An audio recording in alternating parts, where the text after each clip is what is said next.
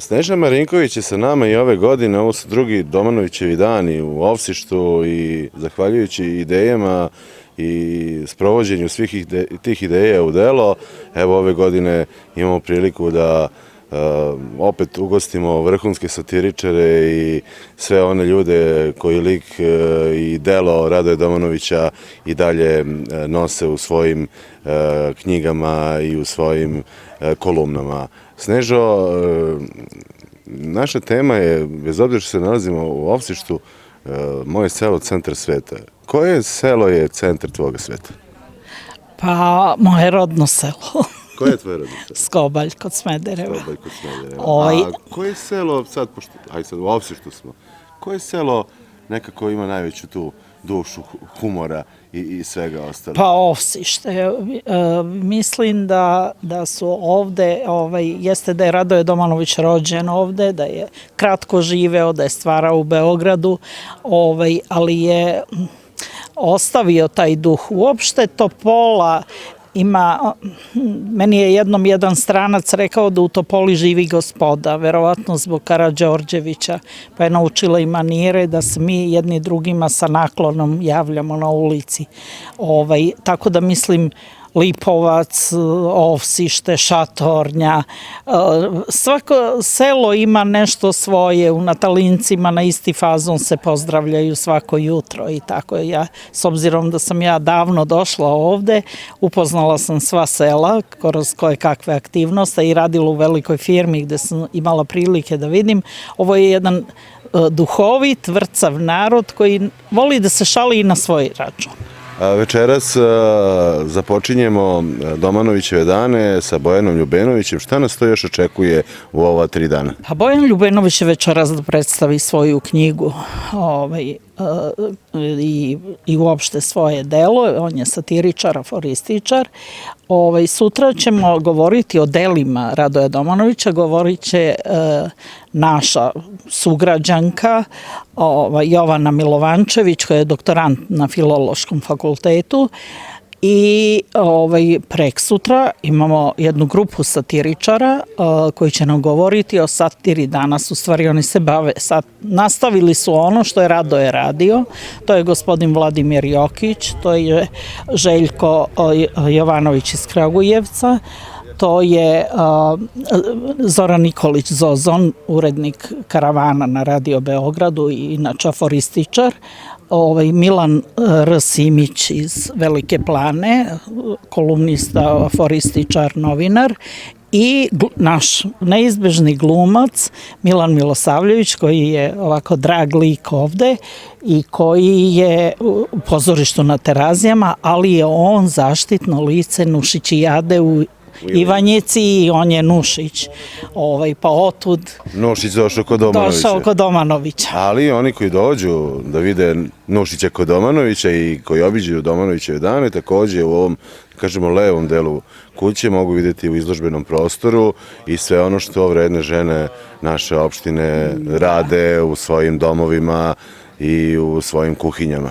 Pa naš osnovni cilj jeste to da ovu kuću, ovu manifestaciju stavimo u turističku ponudu Topole, a u Topoli ne može ni jedna manifestacija da prođe bez dobre hrane i pića, tako da mi ovde smo ponudili te naše tradicionalne proizvode, kako da, kroz jednu stalnu izložbu, kako da gosti vide šta mi to pravimo, probaju, pa i kupe. Tako da mislimo da će ova kuća postati deo turističke ponude Topole i da će Topola imati još puniju, jer greota je ne iskoristiti ovo što već imamo kod sebe. Mi ćemo u petak rezimirati sve ovo što smo rekli, puno uspeha želim na ovim drugim po redu. pa neka satira krene. Na drugim Domanovićevim danima, malo čas rekao sa Snežom Marinković, neka satira krene, u stvari ispravio sam se, satira nikada nije ni prestajala da vlada na ovim prostorima. Razgovaramo sa Draganom Jovanovićem, narodnim poslanikom i većnikom za infrastrukturu.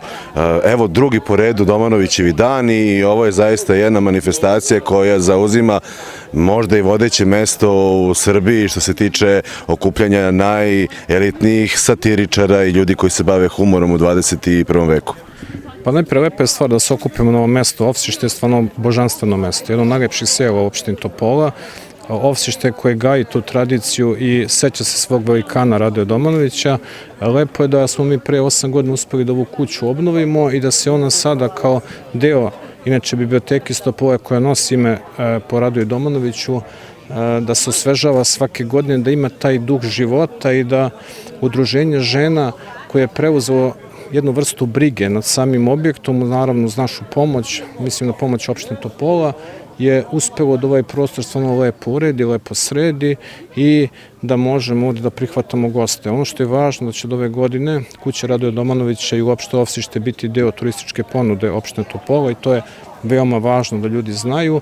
Sa druge strane, mi ćemo se truditi, kao što smo se borili svih ovih godina, da infrastruktura i prilaze selu budu uređeni, da uradimo svake godine po neki put, da se to osvežava i da ovo selo može kvalitetno da živi.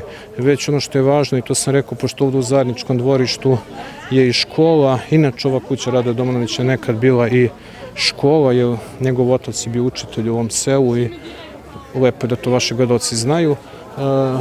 Ovdje je važno da ćemo pokušati da gasifikujemo već osnovnu školu u sledećoj godini 2023. jer ove godine plan da do zime, do grejne sezone završimo sa matičnom školom Karađorđe u Topoli i onda da krenemo na seoska područja, takozvane područne škole i da se one gasifikuju. To će biti mnogo važna stvar da ova škola opstane, da živi i da se u ovom selu naravno što više dece rađa. Puno uspeha želim u Narodnoj skupštini i svakako da sledeće godine ovde rezimiramo sve ono što je važno za... Jeste. Znači, ne samo za Ovsište, već za cijel ovaj kraj. Znači, mi imamo ozbiljnih stvari koje trebamo da uradimo.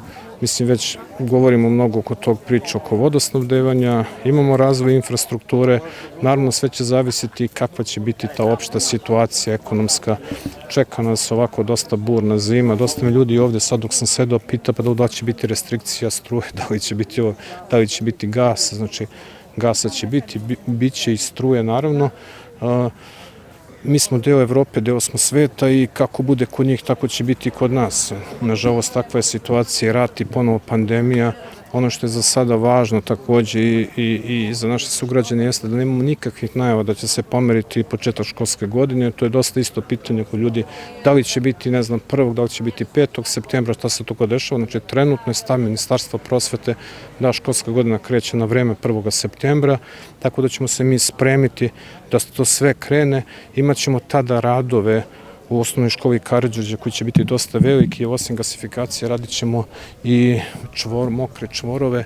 Nažalost, zbog divljanja cena imali smo to tender malo kasnije, jedan je nažalost nije uspeo i ulazimo, to je trebalo sve da bude gotovo u toku letnjeg raspusta, ali će biti završeno, nadamo se tamo negde do 10. oktobra, da to bude sve gotovo.